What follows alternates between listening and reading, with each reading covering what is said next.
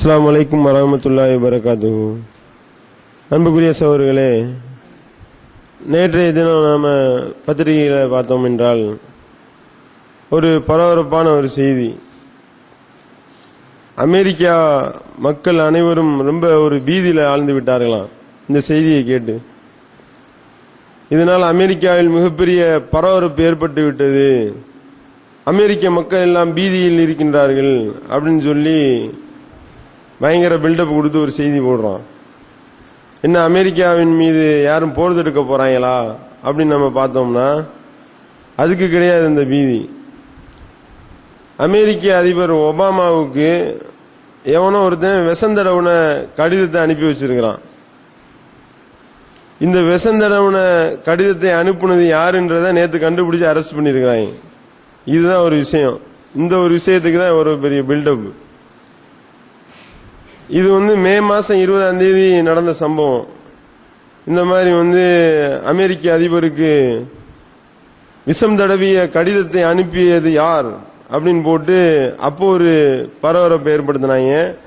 அதை தொடர்ந்து அனுப்புனது ஒரு பெண் நடிகை, ரிச்சர்ட்சன் ஒரு பெண் நடிகை அனுப்புனா அப்படின்னு சொல்லி அவளை அரெஸ்ட் பண்ணி இருக்கக்கூடிய ஒரு நிலைமையை நாம பார்க்கிறோம்.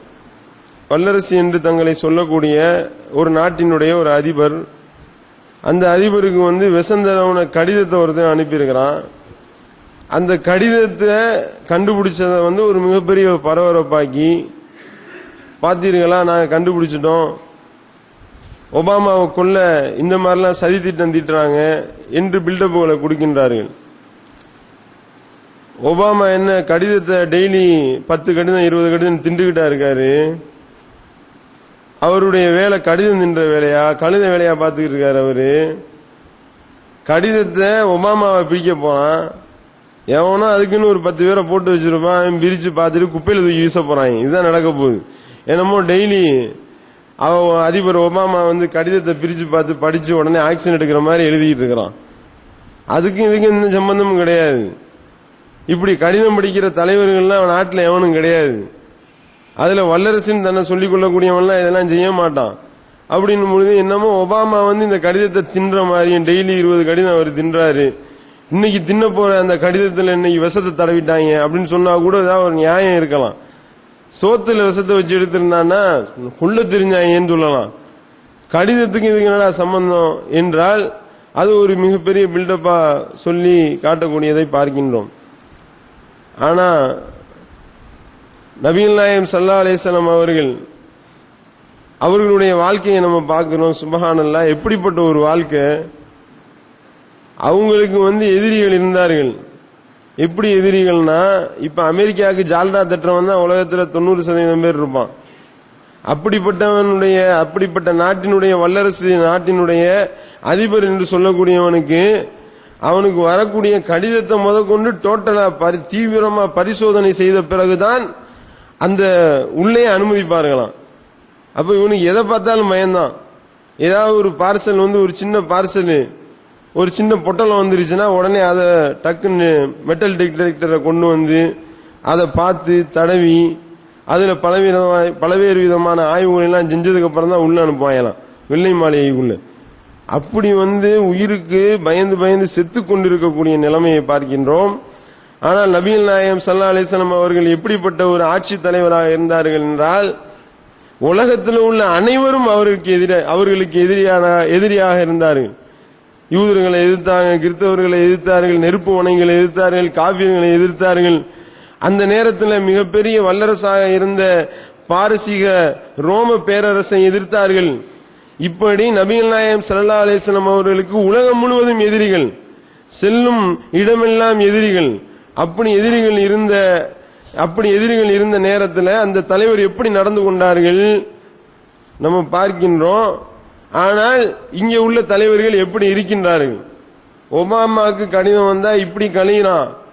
அதே மாதிரி ஒபாமா மட்டும் இல்ல, உலகத்தில் உள்ள அனைத்து நாட்டினுடைய தலைவர்களும் இப்படித்தான் இருக்கின்றான்.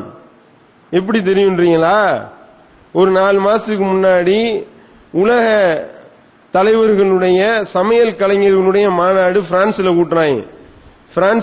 பிரான்ஸ் நாட்டினுடைய பாரிஸ் என்ற அந்த ஊர்ல உலக நாட்டினுடைய சமையல் கலைஞர்கள் அந்தந்த நாட்டு தலைவர்களுக்கு சமையல் செஞ்சு கொடுத்துருப்பானா இல்லையா, அவன் எல்லாம் ஒன்று கூடி ஒரு மாநாடு நடத்துறான்.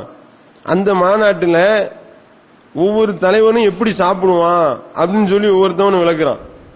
என்ன விளக்குறான்? சமீபமா இந்த ஹிட்லருடைய சமையல்கார பொம்பளை ஒரு பொம்பளை பேட்டி கொடுத்திருக்கு. மால் ஒர்க்குன்ற ஒரு பெண்மணி. இப்ப அந்த பொம்பளைக்கு 95 வயசாச்சு. அந்த 95 வயசு நிரம்பிய பெண்மணி ஹிட்லரோட இருக்க மாதிரி ஒரு போட்டோவையும் வெளியிட்டு ஹிட்லர் உலகத்தையே ஆட்டி படைச்சுக்கிட்டு இருந்தானே, அந்த ஹிட்லருடைய நிலைமை என்ன தெரியுமா, சில கசப்பான உண்மைகளை நான் சொல்றேன் அப்படின்னு சொல்லி அந்த பொம்பளை சொல்லுது. ஹிட்லர் ஒவ்வொரு தடவையும் சாப்பிட போறதுக்கு முன்னாடி அவனுடைய சாப்பாடை 15 பேர் தின்னணுமா. அந்த தின்னக்கூடிய 15 பேர் கொண்ட குழுவை நியமித்திருக்கிறான். அந்த 15 பேர் கொண்ட குழுல நான் ஒரு பொம்பளையாக்கும். நாங்க 15 பேர் முதல்ல அவன் முன்னாடி திண்டு காட்டணும். திண்டதுக்கு அப்புறம் உயிரோடு இருக்காங்களான்னு பாப்பான். உயிரோடு இருக்காங்க, இப்ப நம்ம தின்னலாம்டா. இப்படித்தான் ஒவ்வொரு நாளும் தின்றுகிட்டு இருந்திருக்கிறான். ஹிட்லருடைய எதிரிகள் யூதர்கள் அழிச்சானே, வெளியே தான் பெரிய வல்லரசு, பெரிய மாவீரன், மார்தட்டி நடக்கிறதெல்லாம் வெளியே தான். ஏதாவது உள்ள ஒரு சின்ன ஒரு குச்சி ஐச கொடுத்தா கூட அதை 1000 முறை டெஸ்ட் பண்ணி தான் அவன் தின்ன முடியும். அப்படிப்பட்ட ஒரு வாழ்க்கை, அப்படிப்பட்ட ஒரு ஆளா தான் ஹிட்லர் இருந்தார். ஹிட்லர் மட்டுமா, புட்டு புட்டு வைக்கிறான். பாரிஸ்ல புட்டு புட்டு வைக்கிறான். எப்படி வைக்கிறான்? ஜார்ஜ் புஷ் எப்படி சோறு திம்பாரு, சமையல் கலைஞர் சொல்றான். ஜார்ஜ் புஷினுடைய நிலைமை என்ன, வெளியே தான் வெளியே அமெரிக்காவினுடைய அதிபர் லண்டனுக்கு போயிருக்கிறான். லண்டனுக்கு போனா கூட FBI சேர்த்து கூட்டிட்டு போறான். எதுக்குடா FBI? சோறாக்கி கொடுக்க FBI இவனுக்கு சோறாக்கி கொடுக்கறதுக்கு ஒரு டீமை கூட்டிட்டு போய், பேரு தான் லண்டன்ல விருந்துண்டார். இவன் ஆட்களை கூட்டிட்டு போய் இவங்களே சோறு சமைச்சு அவனே அவன் முன்னாடி சோத்த வச்சு அதை அவன் டெஸ்ட் பண்ணி, அப்படி அவங்க ஆளுகள் சமைக்கக்கூடிய அந்த சாப்பாடே அவன் டெஸ்ட் பண்ணி தான் சாப்பிடுவானா. எப்படிப்பட்ட ஒரு நிலைமை பாத்தீங்களா? அப்படி டெஸ்ட் பண்ணாம அவர் சாப்பிட மாட்டாரு. அப்புறம் இதுக்கு ஆளை கூட்டிட்டு போன, இங்க தப்லீக் ஜமாத்துக்காரவங்க எல்லாத்தையும் சட்டி முடியெல்லாம் தூக்கிட்டு போறாங்கல்ல, அந்த மாதிரி இவனும் சேர்த்து எல்லாத்தையும் தூக்கிட்டு போய் வச்சு தின்றுக்கிறான். அப்படி தின்னக்கூடியதையும் டெஸ்ட் பண்ணி தான் இவர் சாப்பிடுவாரு. இது ஜார்ஜ் புஷுக்கு. ஹிலாரி கிளின்டனுடைய உதவியாளர். ஹிலாரி கிளின்டன் இந்த அம்மா என்ன பண்ணுமா, அமெரிக்கா நாட்டு சாப்பாடு இருந்தா கொடுங்கடா, இல்லாட்டி வேற எந்த சாப்பாடு நான் சாப்பிட மாட்டேன், விஷத்தை வச்சுட்டா என்ன பண்றது அப்படின்னு சொல்லி அந்த அம்மா பீதி அடைவார்கள். அமெரிக்கா நாட்டினுடைய உணவை மட்டும்தான் அவர்கள் சாப்பிடுவார்கள், உதவியாளர் சொல்றான்.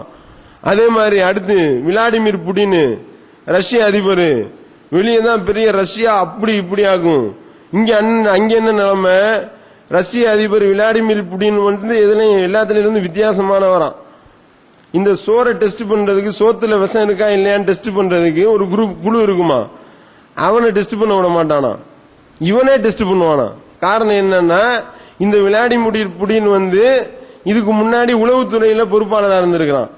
உளவுத்துறையில பொறுப்பாளராக இருந்தா பிரதமர் பதவிக்கு தேர்ந்தெடுக்கப்பட்டிருக்கிறான். நாட்டினுடைய அதிபரா இருக்கிறான். அவனுக்கு இந்த சோத்தை டெஸ்ட் பண்ண பழக்க வழக்கம் இருக்கு. இவனுக்கு அதுக்கு ட்ரைனிங் கொடுத்திருக்கிறான். நம்மளுடைய சோத்துல விஷம் இருக்கா இல்லையான்னு வேற எவனாவது டெஸ்ட் பண்ணி அவன் இல்லன்னு சொல்லி தொலைஞ்சு நம்ம திண்டு அதுல விஷம் இருந்து செத்து போயிட்டா என்ன பண்றது, அப்படி பயம் அவனுக்கு. இப்படி வரிசையா பட்டியல் போடுறாங்க.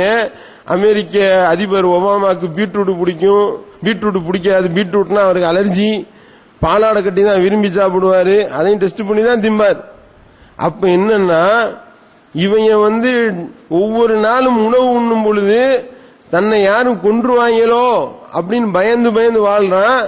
தான் சாகக்கூடாதுன்னு அதுல இருந்து தப்பிக்கிறதுக்காக வாழ்றான். ஆனா தினம் தினம் செத்து மடிந்து கொண்டிருக்கின்றார்கள். தினம் தினம் சாவுறாங்க. சோறுல விஷம் கலந்திருப்பானா, அதை கலந்திருப்பானா, இதை கலந்திருப்பானா, இது ஒரு வாழ்க்கையா?